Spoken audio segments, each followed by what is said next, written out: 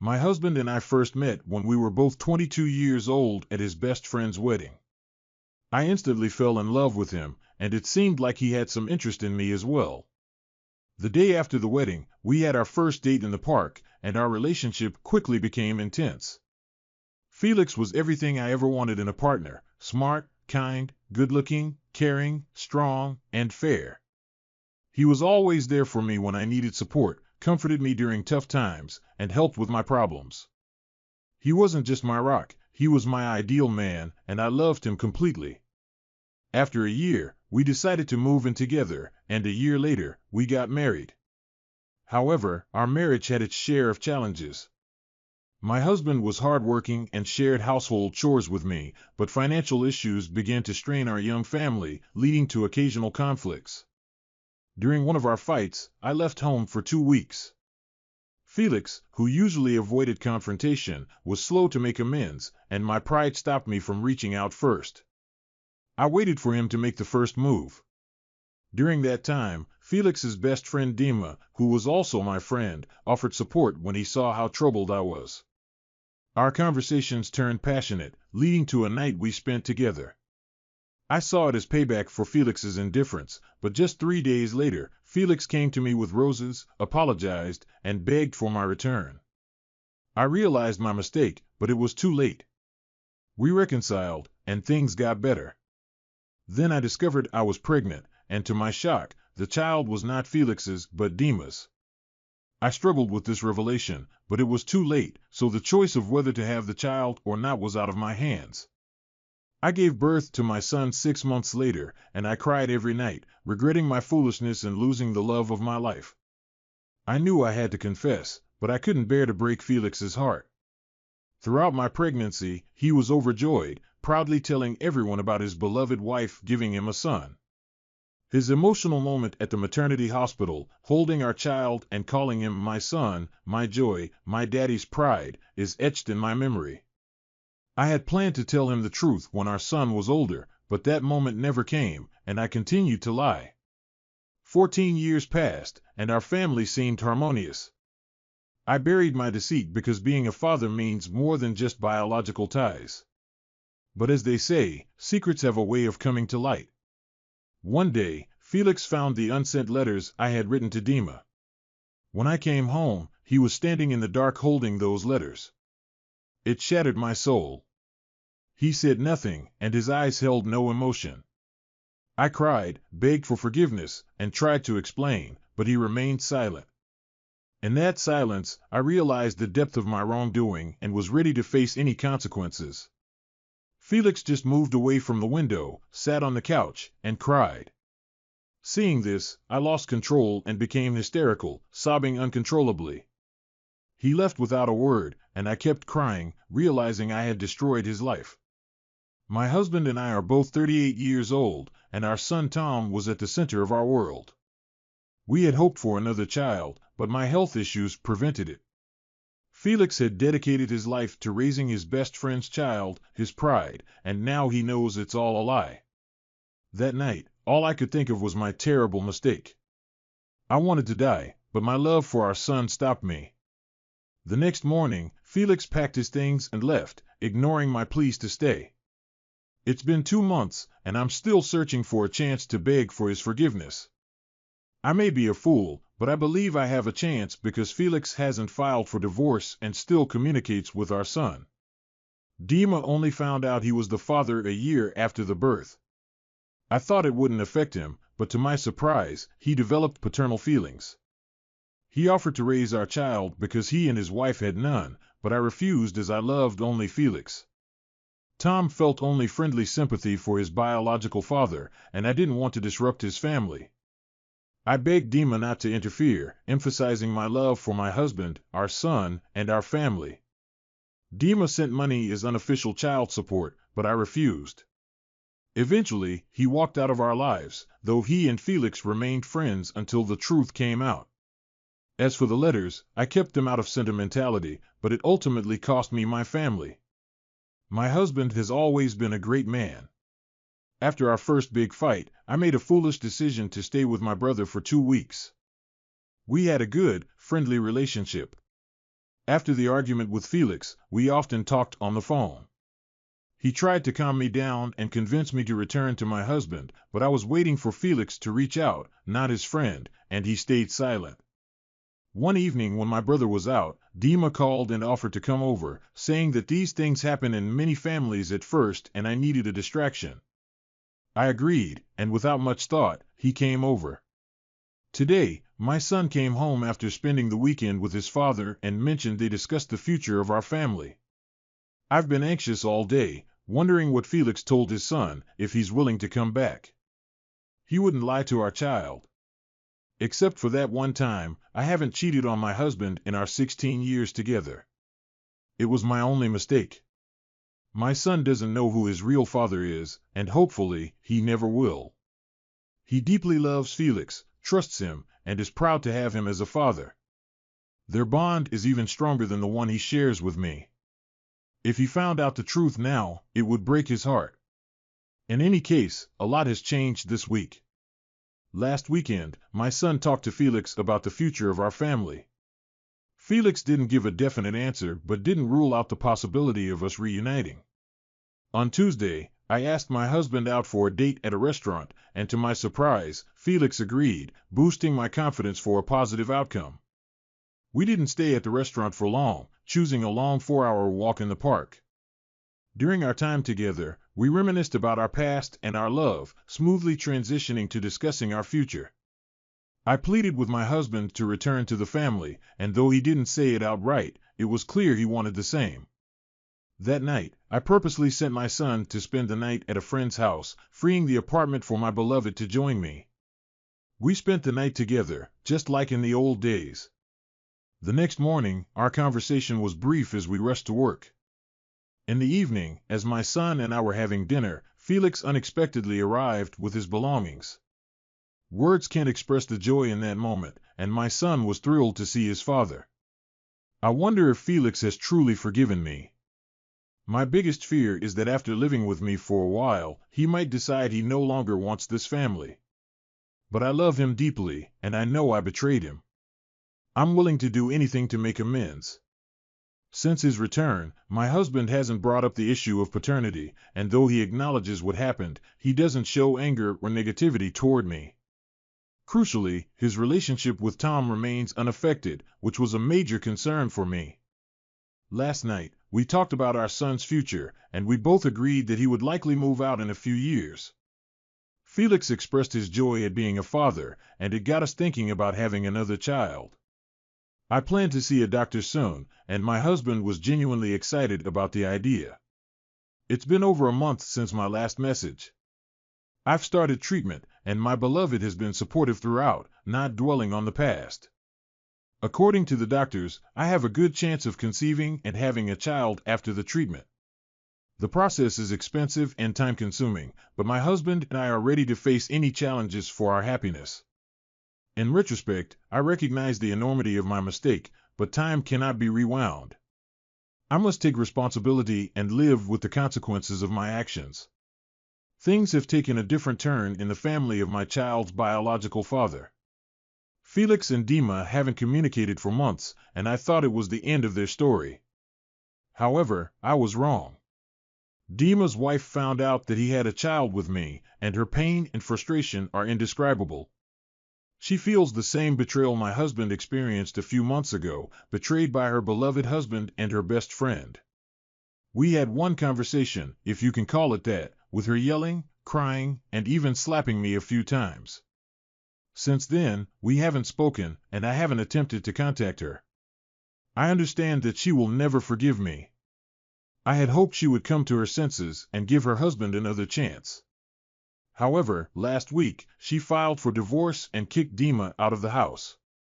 What pains me the most in this story are their 2 young daughters, aged 12 and 5, and now their family is shattered because of my fault.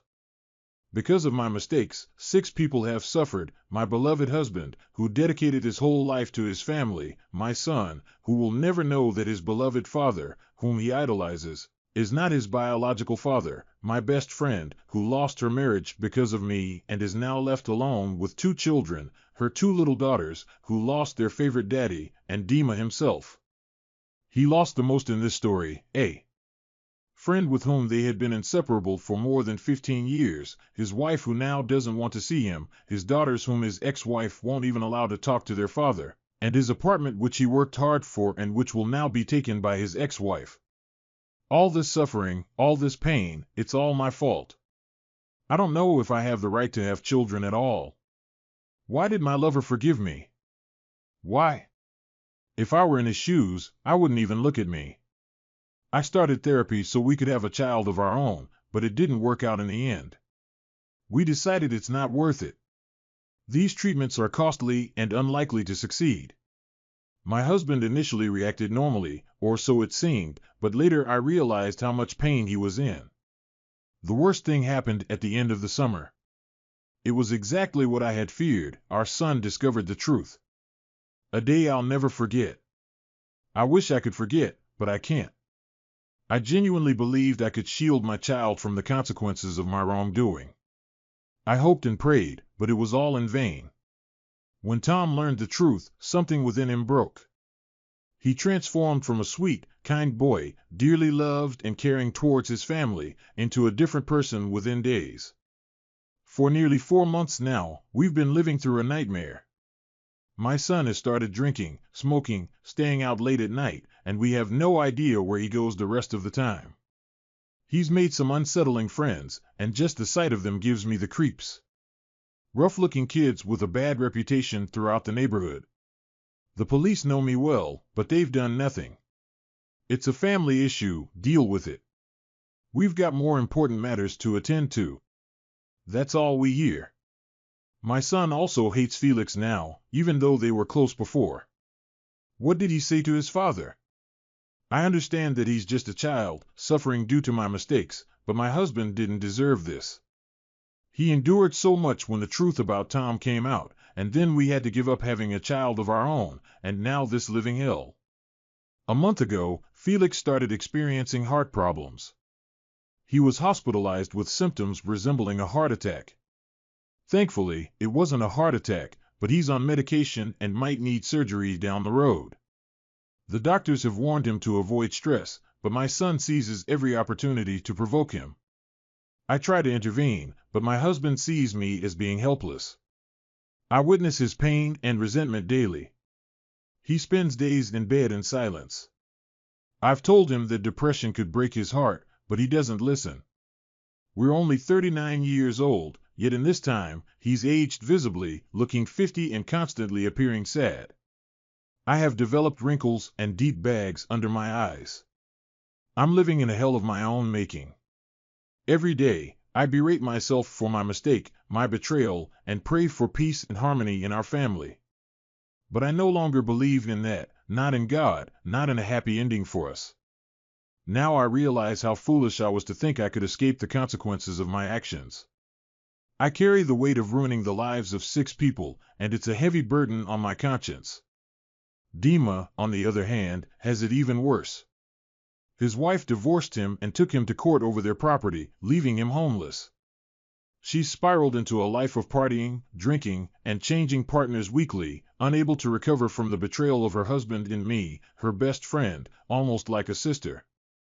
I've tried to talk to her several times, but she becomes hysterical upon seeing me, leading to heated arguments. She's always been morally weak, and I shattered her. Their daughters now live with her in a one-room apartment to avoid her different partners. I haven't heard from Dima for 6 months since their divorce, total silence. December 31st should be a time of happiness, joy, and celebration, but not for me.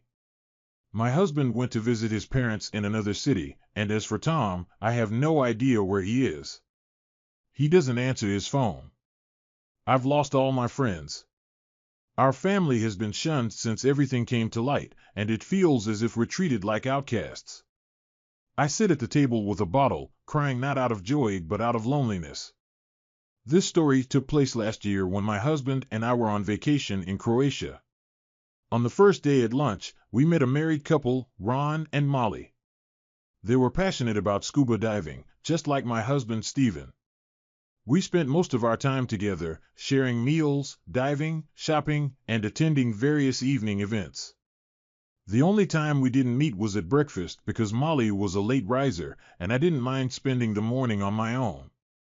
But as I tend to get bored quickly, I'd head to the beach in the morning or later in the evening when it was cooler. During breakfast, we sat with different neighbors, usually two younger guys. Although I hadn't paid much attention to them, one spoke English well with a slight accent, while the other remained quiet and smiled. I pondered for a while about their origin, considering various possibilities but eventually settling on them being Swedes or Germans. I was curious to see if I was right, but it felt somewhat awkward to ask. Our interactions were limited to exchanging greetings and wishing each other a good meal. We followed a routine during our vacation, one that we hardly deviated from. In the mornings, Molly and Ron would head to the beach. Later, when it got hot, we'd either return to our rooms or explore the city. Once the weather cooled down, diving was part of the plan, then back to the beach until almost sunset, and finally visiting a bar or cafe for some dancing in the evenings. In contrast to them, I didn't take up scuba diving despite my husband's attempts to get me interested. I had a fear of diving to significant depths, where panic would set in, and I worried about running out of air. I couldn't conquer this fear, and my husband eventually went diving without me. Instead, I'd stay on the boat, swim around it, or sunbathe on the deck. After a few days of this, I got tired and began spending time at the hotel pool, swimming or relaxing by the poolside with magazines as my companions. One day, I was at the pool either refreshing myself or reading a magazine, when suddenly right by my ear, a voice greeted me with "Good afternoon." Even though it wasn't spoken loudly, I was startled, and the magazine slipped from my hands. I instantly recognized the voice with its distinctive accent, hard to forget. Turning towards the voice, I saw my breakfast neighbor standing there with a smile. However, my disapproving expression wiped the smile from his face, and he began apologizing, explaining that he didn't mean to startle me and asking for forgiveness. I remained silent and resumed reading my magazine, though my heart was still racing from the scare. He apologized once more and walked away. After a few minutes, I managed to calm down. Unexpectedly, he returned, offering another apology and explaining that he didn't intend to frighten me. He asked if he could buy me a drink, and despite my initial hesitation, I accepted the glass of wine he offered. It was cool and tasted good. He continued apologizing and then started a conversation. I learned more about him. His name was Troy. He was German, and he and his parents had lived on the island in the past before relocating to Germany in the 90s. He was on vacation with his friend Kurt, who understood a little English but didn't speak it. Our conversation flowed naturally, and I began to feel sorry for him. The following day, he returned, and by the third day, I found myself eagerly looking forward to his presence. He became a regular visitor, and we developed a strong connection. Our conversation spanned various topics, with no subjects off limits. We simply enjoyed our relaxed and pleasant discussions. Our stay at the resort continued, and we grew accustomed to each other's company. I valued our interactions, and he left a positive impression on me. Over time, I even started to like him. Our discussions covered a wide range of subjects, and there seemed to be no subjects we couldn't explore. It felt effortless and enjoyable. As our vacation progressed, we crossed the equator, and it was on Molly's birthday that our vacation routine shifted. On that day, Stephen and I, along with Ron and Molly, spent half the day searching for a birthday gift. In the evening, they invited us to a cafe for a light dinner and dancing. The husbands enjoyed whiskey while Molly and I indulged in the local red wine, which was light and delightful to the taste and surprisingly easy to drink. The wine had little to no taste, and we both had a fair amount. My head felt light, and I didn't even notice the intoxication. Molly and I had a wonderful time on the dance floor, while Stephen and Ron took a break and sat at a table, engrossed in their conversation. Molly and I would occasionally return to the table to catch our breath and quench our thirst. The atmosphere was delightful. The drink I had consumed was starting to take effect. While we were at the table, I spotted Troy near the bar. He noticed me and waved. I mechanically waved back, and to my surprise, he made his way towards us. Troy asked my husband, "May I invite your wife to dance?"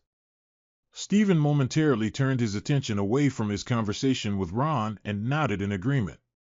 We started with a couple of quick dances, followed by a slow one. Troy put his arm around my waist, and I wrapped my arms around his shoulders, swaying together to the music. He whispered in my ear, and I let out a chuckle. When the music ended, we returned to our table. Surprisingly, Molly also seemed tired of the men's conversation, so she invited Troy to join us. To my amazement, he accepted the invitation. Upon discovering that it was Troy's birthday, he raised a toast to the birthday girl. After a while, the three of us, Molly, Troy, and I, headed back to the dance floor. When the music slowed down, Troy asked me to dance once more. After the dance, we returned to our table, had more drinks, took a short break, and I suggested that we all go dancing. Both Stephen and Ron declined, and so did Molly.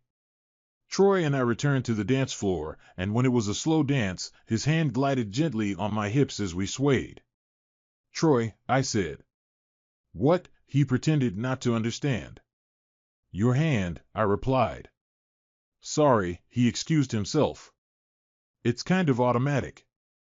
After a while, it happened again, and though he once more naively excused himself, it somehow continued to happen. He did it on purpose. Then his hand went down again and again. I stopped telling him, and even though his touch was pleasing to me, I just began to return his hand to my waist myself. At the next slow dance, it was all over again, and at some point, I got tired of taking his hand away. I just stopped paying attention. It was dimly lit on the dance floor, and no one was paying attention to us, and it was a long way to our table, with other dancers blocking the view. He began lightly caressing me. His touch felt nice, but there was still a limit. "Troy, come on," I said. "Are you uncomfortable?" His question just stunned me. I thought he was going to make excuses, and I couldn't even find a way to answer him. He pulled me closer and began whispering in my ear, "You're so beautiful. I like you so much. When I saw you." The compliments just kept coming. His words were incoherent but exciting. My mind was a whirlwind, a mix of his words, the drinks, and the haze in my head. "Stop it, please," I begged. The compliments kept flowing. Suddenly, he stopped talking and started kissing me, my ear, my hair, my neck. A pleasant shiver ran through my body, and then I felt his actions become more active. God, what is he doing? Has he gone crazy? Stop it. I wasn't asking him, I was begging him. Don't. I was trembling with desire or fear or both. He took my arm and pulled me with him. I followed him as if I were in a trance, like I was in a fog.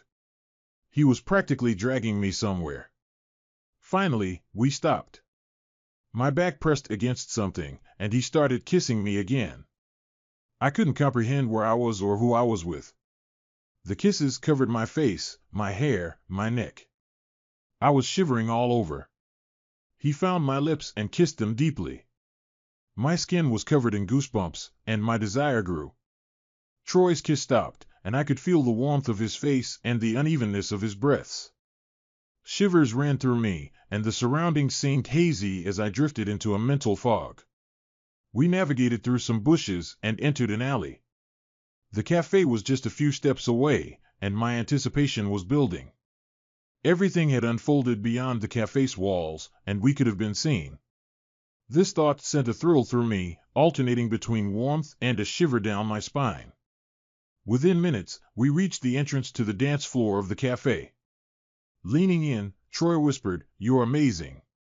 When my husband falls asleep, come over," and handed me his number. Still in a daze, I made my way to the bathroom. I splashed water on my face, trying to regain my composure. The cool water brought me back to reality. I realized that I was a married woman who had just betrayed her husband with a complete stranger. Returning to my husband and friends, a creeping fear intensified with every step. I felt a chill inside, my cheeks flushed, and it seemed as if I no longer had control over myself. Surprisingly, no one questioned my absence. I slumped into my chair and poured a full glass of wine. I sipped it slowly, attempting to hide any signs of what had occurred. Despite my efforts, Stephen noticed my detachment and asked, "Katie, are you okay?" I nodded silently.